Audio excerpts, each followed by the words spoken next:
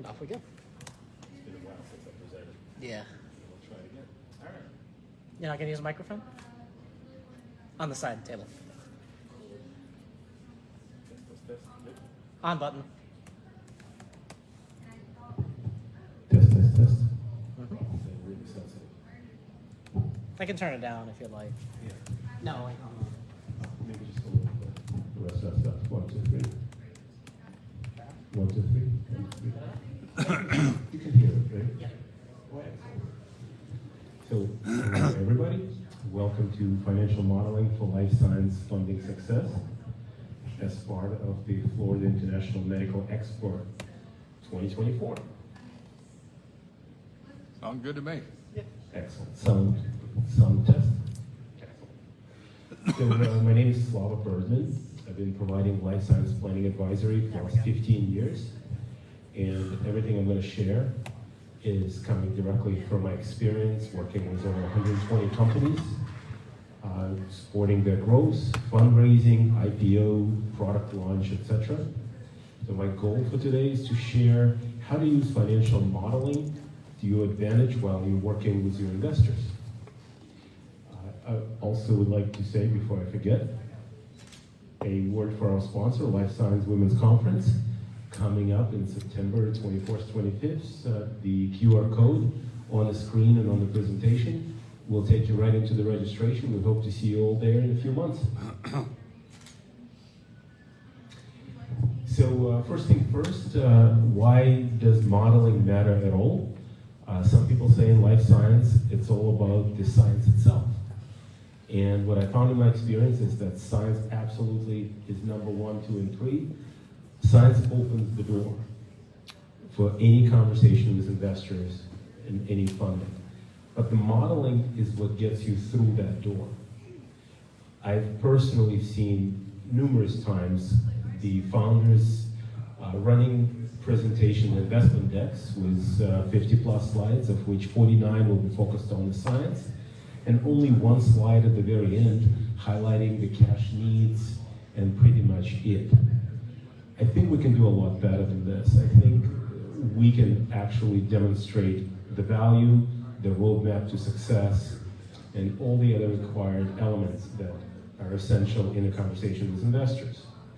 So starting with a quote by Reid Hoffman that wasn't specific to life science, it was specific to entrepreneurs. But we are not varying in that regard. So what he said is that for the entrepreneurs, it's critical to focus on creating a strategic plan that lays out the path to success, and that plan should be backed by data and financial modeling. So the first 3 elements are absolutely critical, right? As an entrepreneur, you need a plan. You need that plan to lead and demonstrate your roadmap to success. It has to be backed by solid data. My personal focus is on modeling, which I believe combines all 3 elements together. So the way I want to lay out the presentation today is in 4 core elements. So 1, I want to talk about the industry itself, the definitions, the scope, then move to strategic side, which is securing investors' trust. The trust is what is the goal of any modeling that we're going to do. Then I will share a few tricks of building effective modeling, connect that to the process, and then wrap it up with post-funding modeling and execution. Nothing ever stops at investment in the life science. It's just the first step. It's critical, but still only the first step. We'll open it for questions at the end when we have time. So first on scope and definitions, the industry we operate in is extremely diverse. Attending some of this life science conference, even this one can support that. We have companies varying from gene and cell therapy, all the way to diagnostic, all the way to agrobio, etc. And sometimes it's hard to see what unifies the industry. We're extremely different in every possible aspect, except leave out people. I think the scientists, the investors, and the leadership in pretty much any life science company has a lot of commonalities and similarities, and that's what combines us into an industry. So as a consultant working within the industry for 15 plus years, I've learned a few points that will lead me to my modeling discussion in a slide. So number one is that in order to bring our science to our patients, one has to think like a business person, not just an academic. Number two, there will never come a time with perfect information. We will live in the uncertainty, and that's pretty much the only certainty in the industry. Three is funding is not a single event. As I'm highlighting on the upper right-hand corner, it's a sequence of events of which they are all dependent on each other with ever-increasing complexity. So finally, as I get down to the lower right-hand corner, the good news is that there are many funding options available to the industry. Each requires its own analysis, its own planning, its own preparation process, but all of them requires a full dedication of the team. So whether you're working with angel investors, supporting yourself with debt, grants, VC funding, or even going all the way to the public market with the IPO. There are three types of modeling designs that are basically, in my opinion, required whenever we work with the investment opportunity. They're different models, they service different purpose. And part of the point of my presentation is that I don't believe they should be combined into a single do-it-all tool. So the first one, left to right, is investment models, sometimes called one-pagers by the industry. It's a very high-level model that's supposed to answer two questions, effectively, the what is being funded and roughly how much it will cost. This model are purposely non-detailed. They purposely kept high level, so the conversation at the strategy level can be facilitated. Once the what and the how much is determined, is there too much echo or is this okay? Is it okay? Once we determine the what and the how much, we moved into the second model that I call long-range planning or program-based model. They're usually a little bit longer. They have 5 to 15-year time frame. The goal of those models is to add the when element. We already know the what, we already know how much we'd like to spend. The question is now the when and the decision dependencies. So a lot of time we work with the program office and a portfolio office within the company to align the program development plans with the financial model. Finally, and probably in my opinion, only after we get the first two done, when we know the what, the how much, and the when, we move into what I call operating planning models.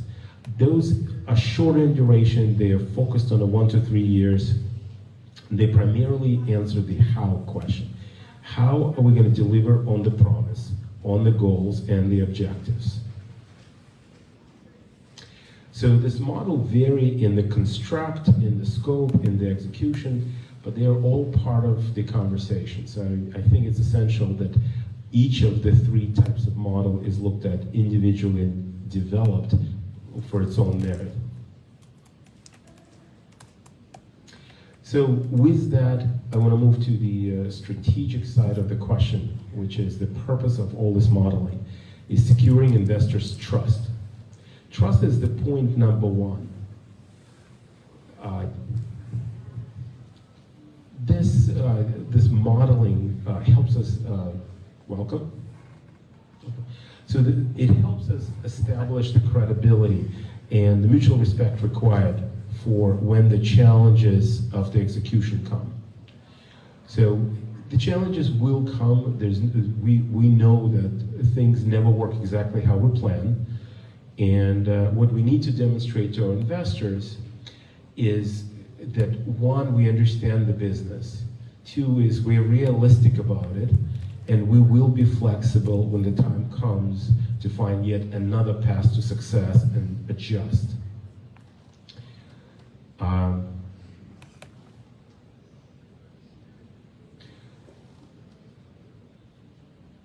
Excellent. So with that, I think I just want to go through maybe the 5 points of building the investment trust. Oops, sorry about that. So one, we align on goals and objectives with investors' expectations. I strongly believe that without alignment on the goals, we shouldn't start the planning process or planning modeling. Otherwise, if we don't know where we're trying to land, we're going to wander around the desert for a while without, and just not get to our objectives.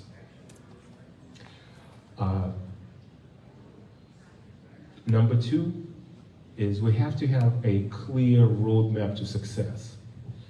We have to show the funding deliverables that matter and present how many shots at goals we're funding with this opportunity. This is a Life Science Women's Conference. Number three is the plan for inevitable. I call it staging and gating. Things will change, and if we got too far ahead of our skis in the early state, we won't be able to adjust the course.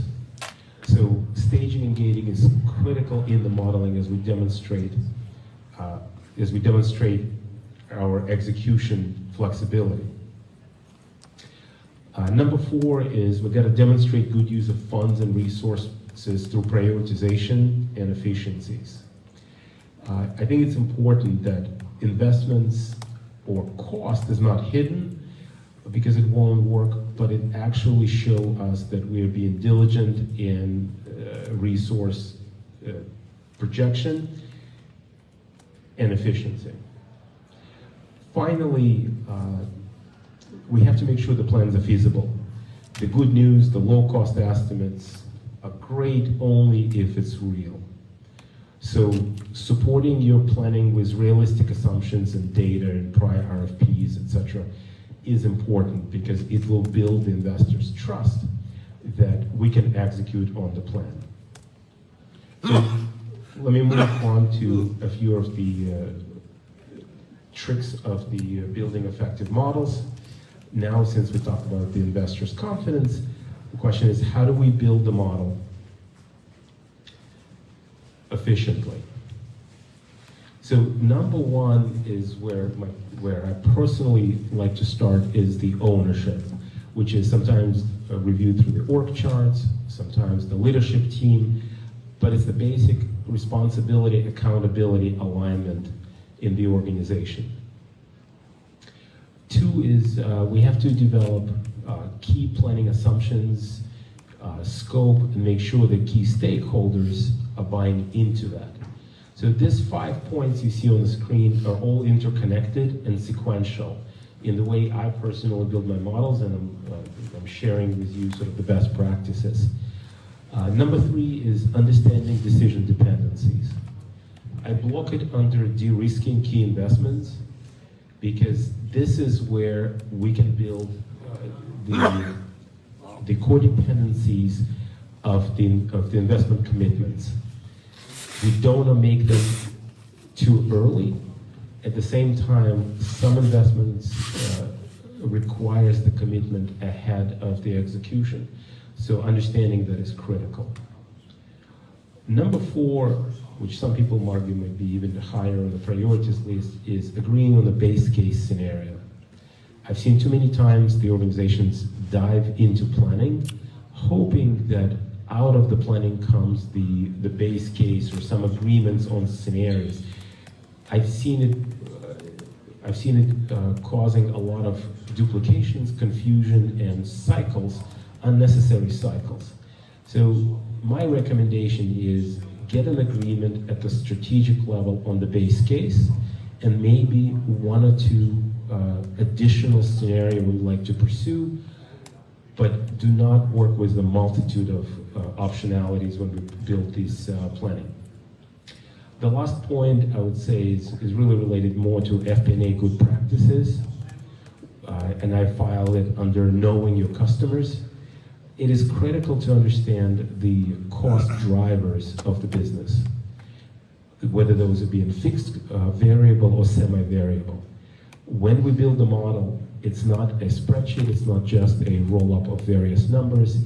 We have to understand what drives the cost within the business and what is the relationship of each driver. So there are a few don'ts that I didn't put on the slide, but I'd like to share with you that are equally important. So the 5 good practices we reviewed, a couple of things that I recommend not doing. So don't make your models hard-coded spreadsheets or a collection of expenses that you just capturing. The model needs to be dynamic and provide a sandbox flexibility so the business can facilitate various strategic conversations. Number 2 is don't overly focus on existing contracts. It is very important. They do provide the grounding of the information, but in many instances, they will divert attention from planning for unknown, as human tendency is to stress and focus on what we know. So suggestion is don't over-focus on that.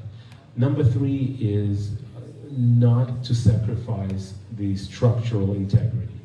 The departments and programs element, which we discussed up on the accountability and responsibility matrix, is critical. So if we agree on what the department structure of the enterprise is, if we agreed on what the programs we're planning for are, do not play with that during the model construction. You need to maintain that integrity.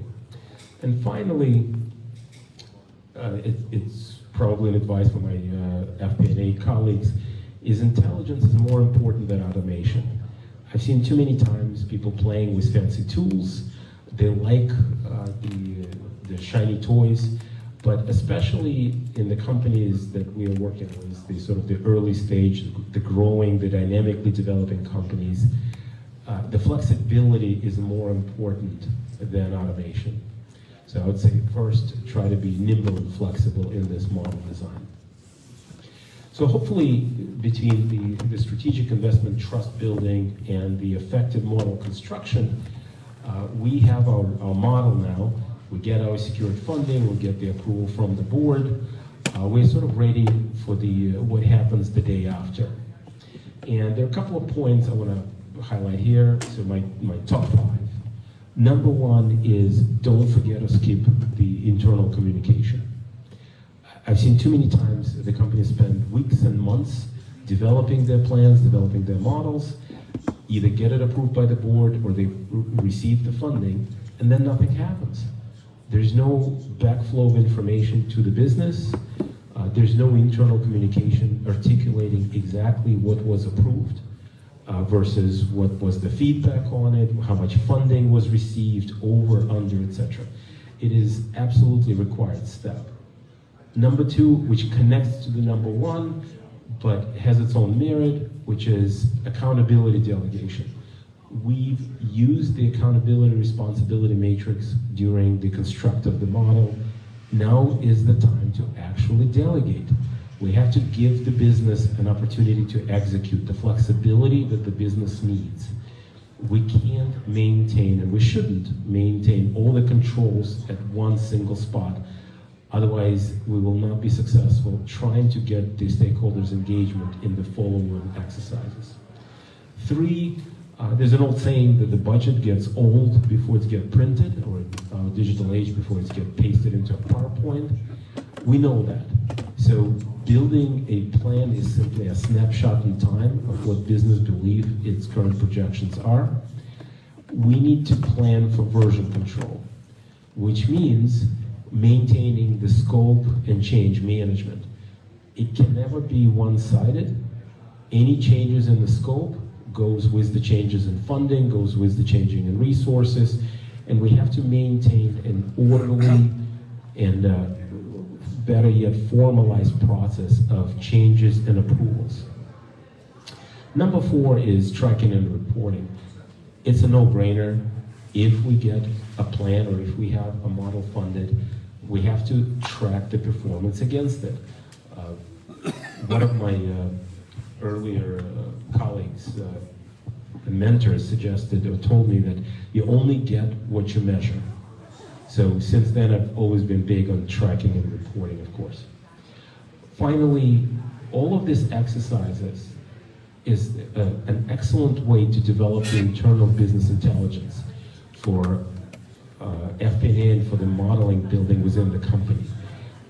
There's nothing as frustrating to the leaders and executives than telling their finance counterparts same thing over and over again.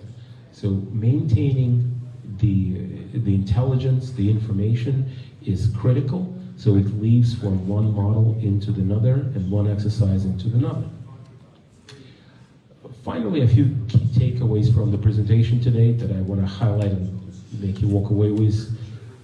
Number one, modeling your business is not about sophisticated spreadsheets. Simplicity and transparency is the key.